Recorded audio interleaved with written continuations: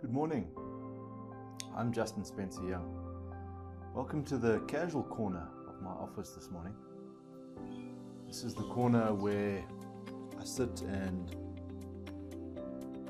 drink my coffee. I listen to the birds just outside my door, and it's an opportunity for me to contemplate. This morning I want to share with you some information and some insights that I have around the many years of teaching that I've done in the executive education space. So my claim to fame is that I teach finance, mostly. I call myself a valueologist because the space of value creation is the space that I find the most exciting and the part where I mostly teach. But I found that over the years, teaching business leadership simulations has been for me probably one of the most rewarding experiences. So why do I say that?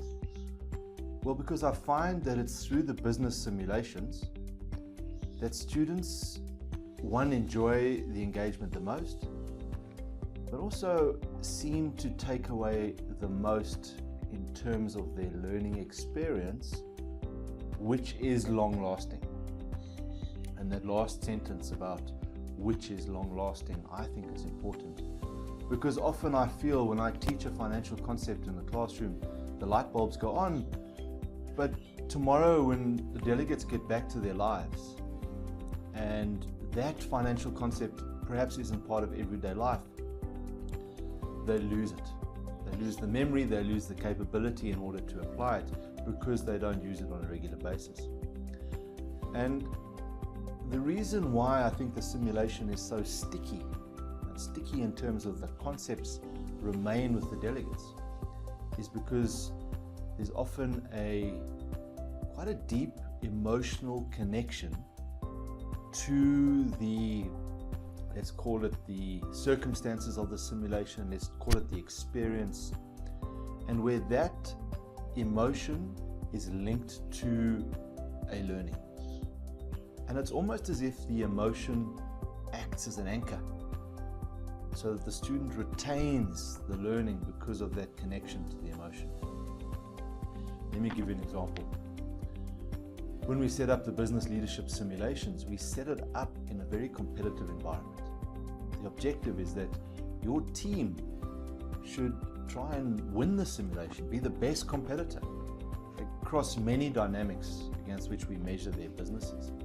But that level of competition creates an element of fear. You might say, gee, why are you creating fear in the classroom? Well, the fear is just the fear of not winning. Maybe the fear of coming last. Maybe the fear of making a bad decision. So it's important to recognize that that fear exists, but that fear will not kill us. It won't wound us indefinitely. It's just like a little flame that's burning that says, we've either got to move away from this fear by performing well, making good decisions, by winning.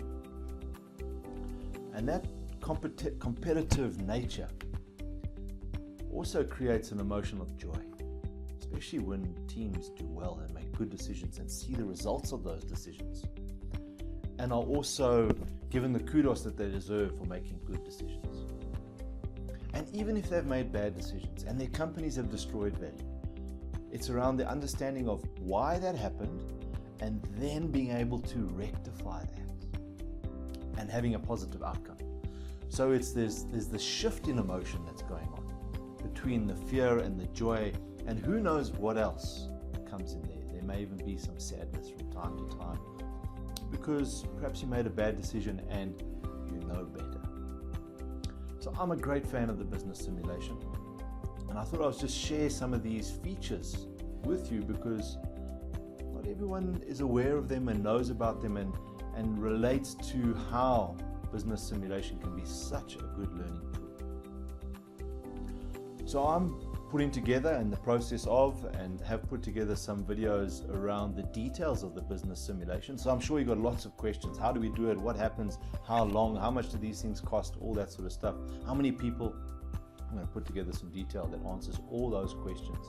And I look forward to hearing from you about your experiences in business simulations, or how you would like to experience business simulations, specifically with a flavor for leadership and finance. I'd like to share some of those stories and experiences with you.